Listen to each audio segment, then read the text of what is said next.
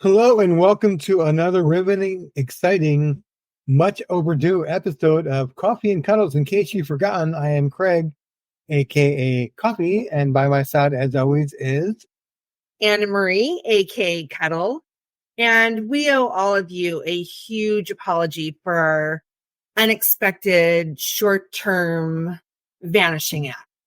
we did not ghost you, we promise. We had real life kind of come up and smack us upside the head, I guess you could say, but we haven't forgotten about you. Oh, definitely not. We would never ghost you. We would never say goodbye, so to speak. Isn't that a song, Never Say Goodbye? Jackson 5, maybe? Somebody. And somebody, somewhere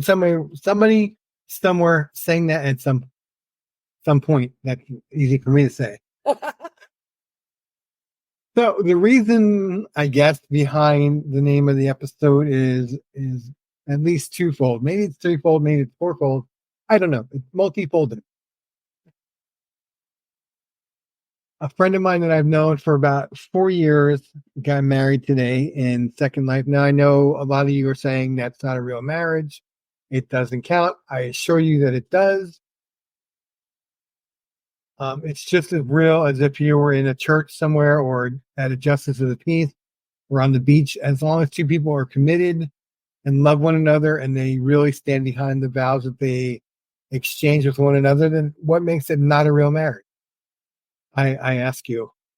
So on one hand, we're celebrating a new relationship, and on another, we're saying goodbye to a much overdue needed ending of Anna Marie's situation. Divorce is an ugly word. Yes, I agree. I know because I've been through it 3 times. You'd think I would have learned after the first one, but no, I didn't. And I can promise you when I get married again, not if I get married again, but when I get married again, and I haven't officially asked her yet, I may do it on the air. I may do it with a flash mob. I may do it here or there. I may do it with green eggs and ham. Who knows? It's California. Please don't turn it into a Dr. Seuss kind of thing. Could you be my wife? It's not officially asking, by the way. Could you join my life? I don't know. Is that too Seussical for you? Okay, that's kind of cute. Okay, thank you. But sometimes it's needed. It's a necessary thing. And the old running joke is, why is divorce so expensive? Because it's worth it in many instances. Now, not always. Sometimes they're sad and there's a lot of drama and things involved. And other times it's like, thank God they're gone. I think Anna Marie falls into the second category. So, let's see. How am I explaining this now? With words? Oh, with words. Drink your coffee. Okay.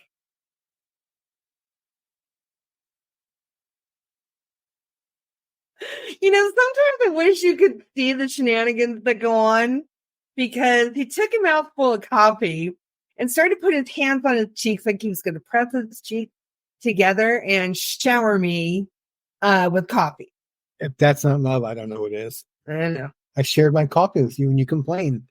Okay, that's not how you share coffee. Oh, so now you're the authority on sharing? Oh, really? Uh-oh, I got the teacher look. He did. So, okay, so let's go into like when he's talking about things being expensive. So yes, I am dealing with the D word, and the first time I figured, I know when I can figure this out, I have advanced degrees and I should be able to understand all this paperwork. And after a while of filling out declarations and this, that, and the other thing, the little voice in the back of my head went, what are you doing? And are you doing it correctly? And just, let me interject here, just as a disclaimer, they've been legally separated for a decade. So there you go. Because someone out there will be wondering and saying, let's do the math. Oh, okay. Please continue. Oh, thank you so much. I will interject as needed. I'm sure you will. So I went ahead and spoke with an attorney to find out that I had made several big Boo-boos. boo-boos. And as he was explaining, you need to do A, B, and C, I finally looked at him and said, what does it take to hire you? Because I don't know what I'm doing at this point. I'm clearly making huge mistakes and I don't want to end up with an even bigger headache. So it is something that I never imagined I would do. And yeah, I mean, sometimes you just have to know when it's time to say goodbye. Now, some people would tell me that it's overdue. Some people would say, what took you so long? And, sometimes you just get nervous. You worry about things. And as anyone will tell you, I worry about everything, anything, and all things. A skosh, really. I have anxiety and panic disorder. So. And there's nothing wrong with that. We're not poking fun at people that are hesitant or they're nervous about it, or oh my God, what's going to happen if I do this? And the only way to find out sometimes is to actually do whatever the thing is that's scaring you and holding you back. My first two were not my choices. Should the marriages have ended? Yes. Even more so, the marriages should have never taken place. But I was young and stupid, at least for the first one. I was a little slightly older and stupid for the second one.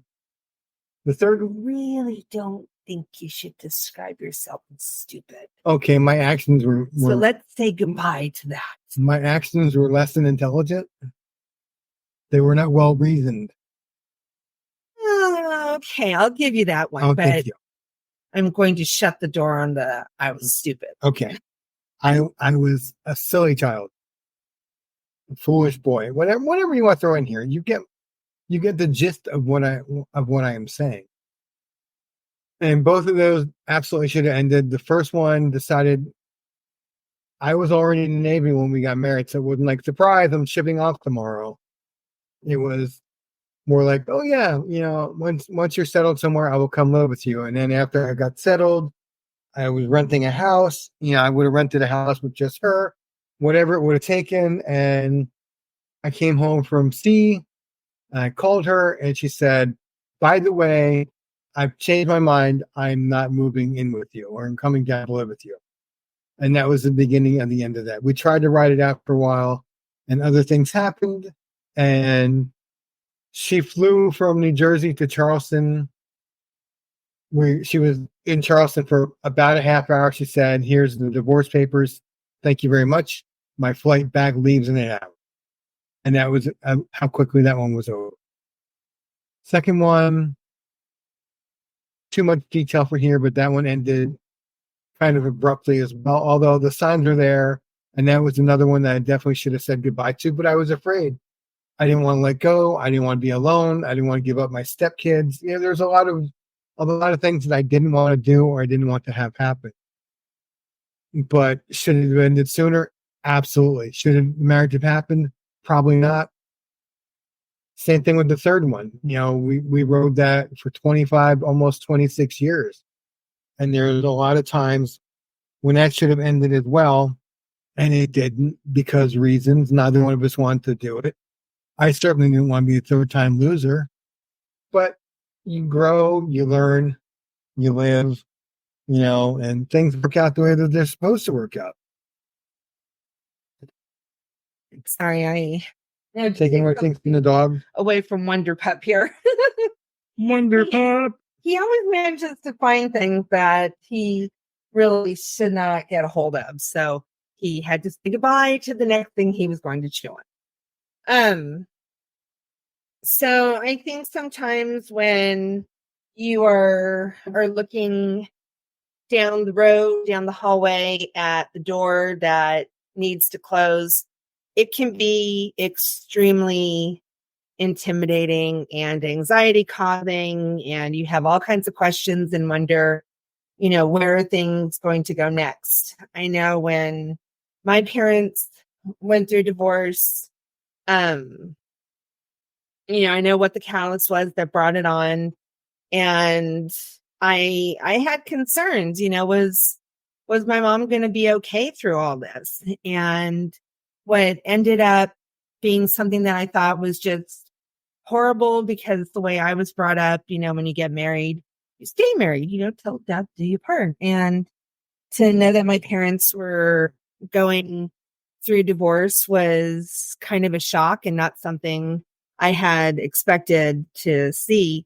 But they ended up being better apart than together towards the end. Yeah, I always envy the people that can get divorced and remain friends. I'm kind of the opposite. I'm like, all right, I've broken up with you, or I've separated myself from you, and I see no reason to look backwards or go backwards, and just to move forward and go on with your life. So if you can remain friends with your ex, whether it's for the sake of the children, or you're just you're good friends, but you were not good partners, and that happens a lot. People will start out as friends sometimes, and they take it to the next step or the next level, and they find out, ooh, this was a big mistake. I shouldn't have done this. And by all means, you should depart from that situation as quickly as possible. Definitely. She's doing research over here. I'm not doing research. I was just checking on something. Oh, all right. It's full research. Well, check away then. All right, I will. Fine, Rue. Okay. We need a research department. Is it? I thought I was the research department. Is it in the budget? I don't know if it is or not. We don't have a budget. Oh, well, that would explain why we have no staff. There you go. Yeah, I can't work for peanuts, but I'll work for chocolate or Reese's peanut butter cups. Ooh, I like Reese's peanut butter cups. I can work for that. So as I was saying before, we went off the beaten path. We do that a lot. We sort of took the wrong exit. She got through it, and my parents ended up having a better relationship in the end.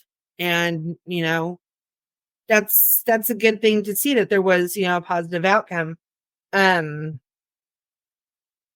sure, the question has probably been on people's minds, why did you wait so long to get this going? And there were a lot of concerns. There were monetary concerns and property concerns, and just all these questions that I had in my head. And, I just finally, bit the bullet, I guess you could say, and started the process, only to find out that I was doing a whole lot of things the wrong way. But now I've got someone helping me out, and we're just taking it step by step, and hopefully the door will fully close, and that will be something that I can say, okay, it wasn't as scary as I thought. Now, would it be great if I could, talk to my parents who went through it? Sure. Unfortunately, that's not doable. Would it help to talk to other people who've been through it? Yeah, I suppose so. But, like in life with many things, you don't want to put too much. Am I making sense here? I think I'm making sense. I think so. Okay, thank you. You don't want to put like all your quote unquote dirty laundry out there. Because, you don't want to be judged for what's going on. And I think part of it too was, my mom went went through it and now I'm going through it. Is this, some kind of, family curse or whatever, on the female side. So yeah, I'm just shutting the door. I've had to shut the door on lots of relationships that the door probably should have been shut, boarded up, locked, and probably blown out of the water. Welded over. And well, you brought up an interesting thing about you thought you were doing the right thing and you found out that you weren't, but you wouldn't know that because the advice you got from the legal help people at the courthouse was, here, just follow these prompts and fill out the paperwork and send it in and you'll be fine. Not nearly explaining where to put certain numbers or how to fill things out, or it would have done after I had filled out all the paperwork. Right, but that should have been done. Like, there should have been examples, or I don't know, more guidance. And here you go home and fill this out, and then bring it back. Oh, there were like sample papers and all that, but I think what I probably should have just done was gotten a lawyer to start with a lawyer. I've been much further along than we are now. Yeah, well, it happens. The first one, I got a lawyer because I didn't want her to get anything like any Navy benefits. The second one, there was no reason to get a lawyer because there really was no dissolution of property or anything. It was her choice to do it. And she served me on Father's Day, so that was always a nice little bonus, twist of the knife. Oh, by the way, happy Father's Day. This is for you. And it was divorce papers. So technically I wasn't their real father, but I still think I was. I forgot where I was going. But I think if you look deep inside and you search really deep down, you'll know when it's time, and it's okay to, to say, I keep saying, a lot. I'm stuck on that. I know. I'm glad you know. You'll know. See, there it is again. You will realize, and it's okay to end whatever the situation is and just walk away and lick your wounds and move on with your life. Now, of course, we're by no means, saying that there's, anything going on. I got you doing enough too. Going on in your world that, this is what you need to be looking at. Sometimes, the door needs to be closed. The chapter or the book is finished. You've gotten to the end, and, shut the book and move on. I've had relationships where, there was, let's just say, bad things going on, and I didn't see it until things got much, much worse, and had to, hitch up my pants and, kick the door shut. And then, there have been other relationships where I didn't see what everybody else saw.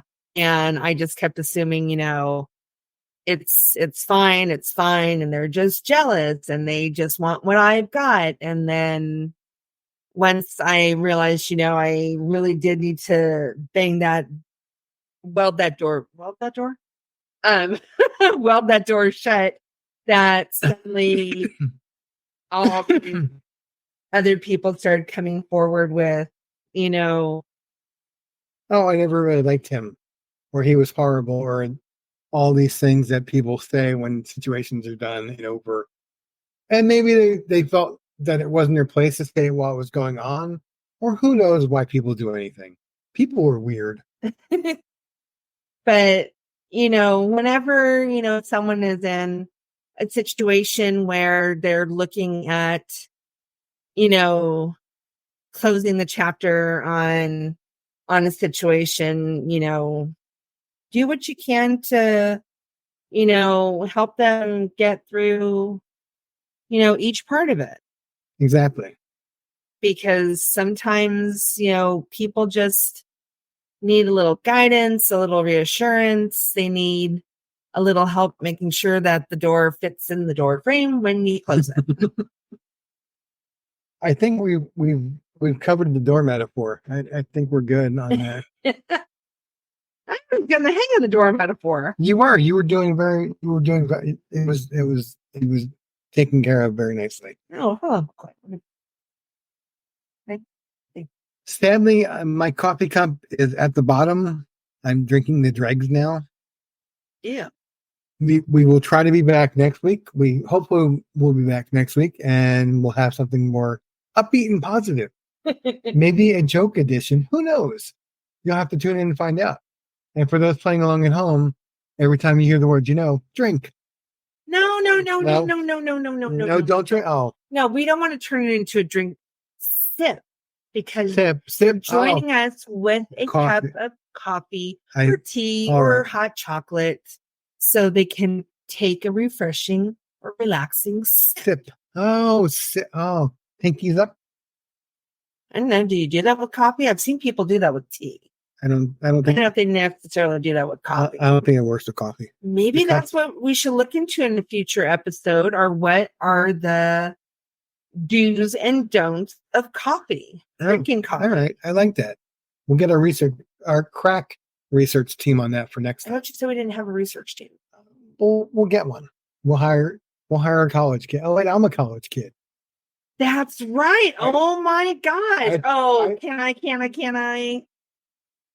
So, yeah, Coffee here is able to say that he is a college sophomore, because one of the things he has always wanted to do was get his degree, and he is doing it. And starting Monday, he is going to be working on his bachelor's degree toward digital marketing, which is very, very exciting. I am really proud of him. Going forward and, seeing something that he wants to do. So he kind of kicked that door open because he thought it was closed, and kicked it open and said, no, I'm going for it. It was one of those like kismet kind of moments. We were driving towards Torrance, I think. Mm-hmm. And I saw a sign for LAPU, which is Los Angeles Pacific University, in Encino. I think it's Encino. It's out by Azusa University. Right. But it's an online university. It's Christian based, which I liked. It's very Bible centric. And I'm excited to go, and I'm excited to learn. And this is going to be a great thing. It definitely is. Until next week, when you hear me screaming and saying, I don't want to do this, make it stop. Or he's talking about in a minute because he's increased his daily intake of coffee. That could very well be. That could very well be. The first class I'm not really happy about. It's an introduction to college life, or I don't know. It's a stupid class that doesn't really apply to me, but I have to take it. So we'll hope it's an easy A. Honestly, I think it's probably something that, even with LAPU, that they recommend for all their starting students, even if they are starting at the second year of college. Right. Well, it's designed for people that have never been to college before. And I've been to college, and I've been through life, and I just think it's silly. I won't say, anything really derogatory. It's on the oopste. It's a necessary evil, and I will crush the course, and I will crush the English course, and then we'll move on to the fun stuff. I don't think I start the marketing stuff until probably hopefully the fall semester, but I don't know, maybe winter. I don't know how it's going to work out. I'll have to talk to my success coach and say, okay, I've taken these 2 courses. What's next? It's 120 hours. I think it's 120 hours altogether. And I've knocked out about 32 between things I've done in the Navy and the 3 or 4 college classes I took in North Carolina. So, yay, I'm starting as a sophomore. It means more loan money. Yay! So we'll see what I can do with that. I think that's going to wrap it up for me and for Anna. We appreciate you. We thank each and every one of you for listening. We hope you got something out of it. We hope you enjoyed it. And as always, just our 2 cents worth. Your mileage may vary. All right. Have a great rest of your weekend and the week ahead. And we will be back in a week. Till then, ta. Toodles!